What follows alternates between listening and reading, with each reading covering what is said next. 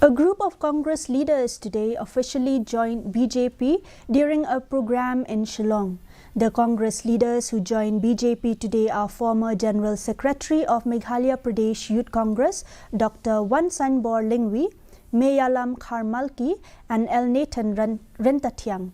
They were welcomed into the party by BJP senior leader and cabinet minister A.L. Hek, who stated that their entry will go a long way in strengthening the party in Meghalaya.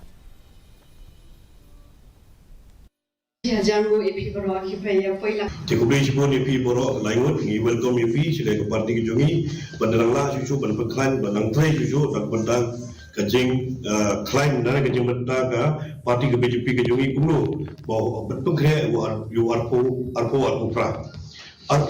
pra la lagi pengkhe do mata ngi sayo government BJP